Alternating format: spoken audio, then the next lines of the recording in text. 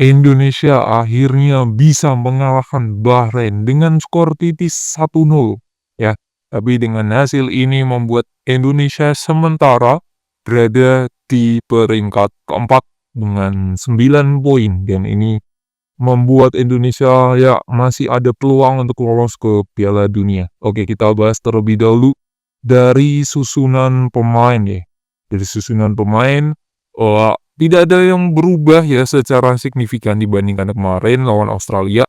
Kiper tetap pastiin pas, cuman di sini Indonesia main 3 back 3-4-3, 3 back di tengah, 3 back belakang tuh Jai, Hapner dan Rido ya. Kalau kemarin kan Verdong, Jai dan juga Hilgers cedera dan menurut saya ini back paling solid yang dimiliki oleh Indonesia. Jadi next match-nya nggak usah ganti-ganti formasi lagi di lini belakang. Ini memang solid ya.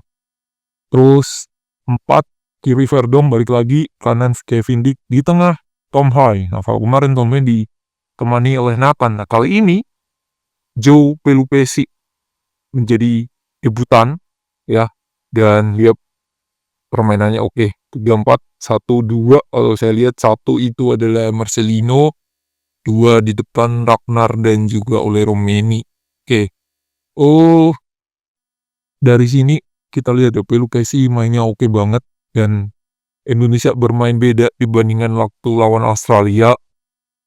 Tidak ada pressing ketat dari high press sejak lini pertahanan Bahrain, tapi mulai di tengah Indonesia melakukan pressing sejak awal babak pertama dan Bahrain tidak punya peluang ya.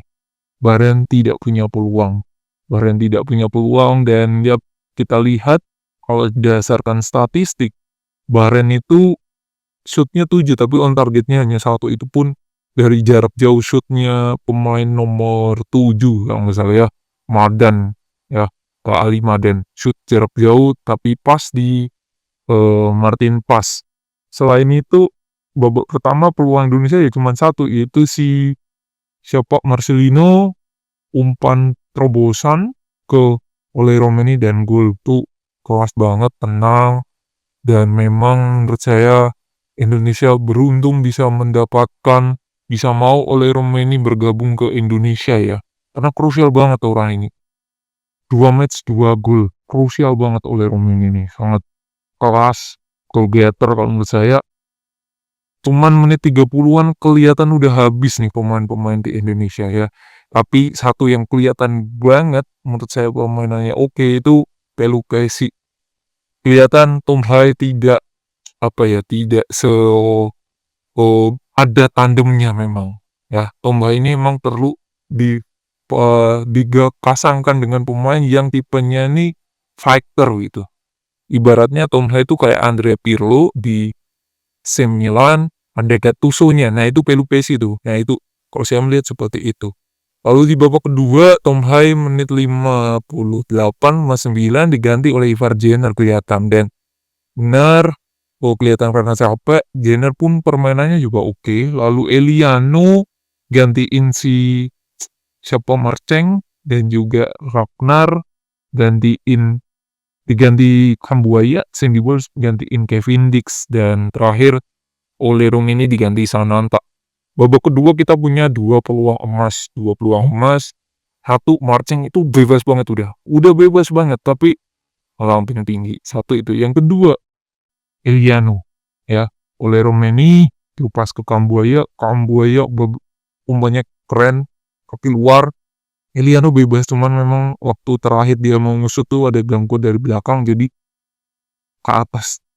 Kalau itu gol, gila 3-0 dan menurut saya Bahrain tidak ada perlawanan dan memang Indonesia lebih klinis, Oleh punya peluang lagi di babak kedua.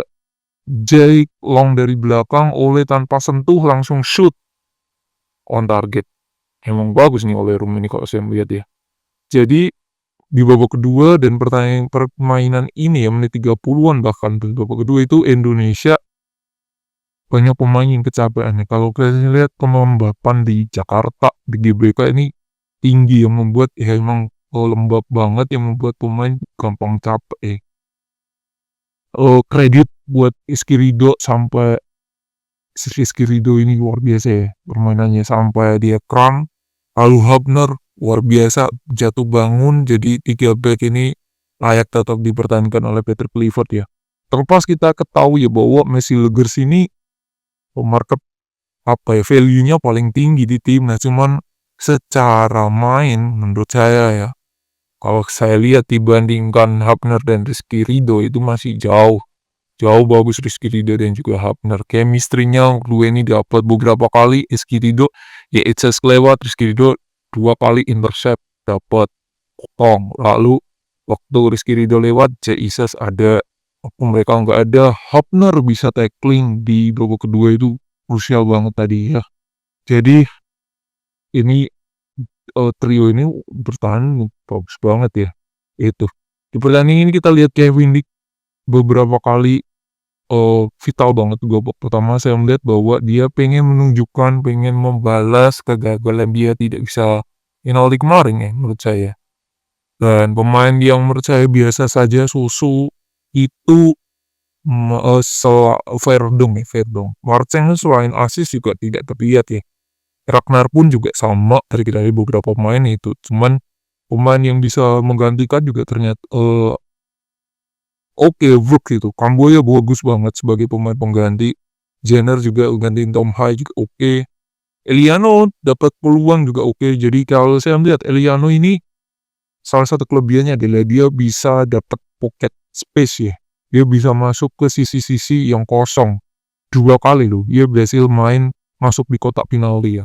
Lawan Bahrain sekali, lawan Australia sekali. Kita melihat bahwa ini tidak sebuah kebetulan. Nah, Eliano ini pintar mencari ruang. Itu kelebihannya Eliano kalau saya melihat itu. Terus sih, sayangnya di pertandingan ini Marcelino dan Kevin Dick kartu kuning yang membuat Marcelino nanti di next match-nya lawan China itu nggak bisa main ya.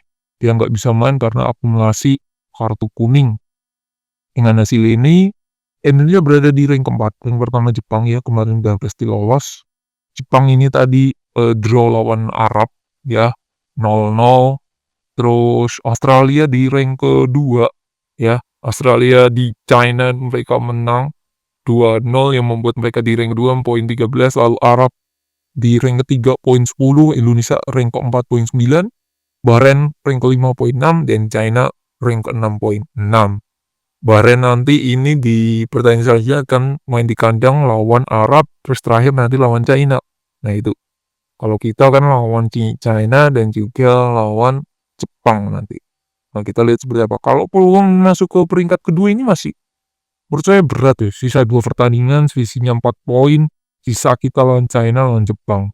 Kita nggak boleh jumawa. Kalau saya melihat lawan Jepang itu calculate lose, apalagi itu main di kandangnya Jepang gitu. Jadi ya maksimalnya ya menang lawan China doang, yaitu dapat tambah 3 poin ya 12 poin. 12 poin menurut saya sangatlah bisa untuk lolos ke rank 3 dan 4 gitu. Kalau saya melihat seperti itu, tinggal nanti kita lihat selisih gol ya. Semoga kita lawan Jepang tidak skala banyak ya. Dan melihat Bahrain gimana, karena Bahrain kan lawan Arab dan lawan Cina. Jadi kalau kita lawan China menang, Bahrain harus menang terus. Harus menang terus untuk bisa menyamai poin kita minimal, dan nanti selisih gol berguna di situ. Nah ini kita lihat seperti apa ya. Itu tapi dengan kemenangan ini membuat peluang kita lolos, Piala masih terbuka, tapi untuk langsung lolos rank 2 sangatlah besar, sangatlah kecil sekali, karena kita masih harus melihat pertandingan Arab dan Australia, jadi masih tergantung dengan match lain. Jadi menurut saya ya sudah, lupakan rank 3 dan 4 memang paling lah make sense. Jadi masuk ke putaran keempat, dimana nanti putaran keempat kan ada rank 3, 4 di grup A sama grup B, sama grup C ada 6. Nanti akan dibagi menjadi 2 grup. Nanti juara grup lolos Piala Dunia. Rank kedua itu berhadapan. Lalu kalau yang menang itu akan main di playoff lagi lawan Continental. Jadi itu so far saya melihat pemenang ini sangatlah berguna, dan ya sayangnya cuma 1-0 kalau 2 gol itu tambah Eliano dan siapa tadi si Marceng Pool tuh sangatlah bagus sih kalau 3. Tapi ya sudahlah, yang penting menang dulu peluang Piala Dunia masih ada.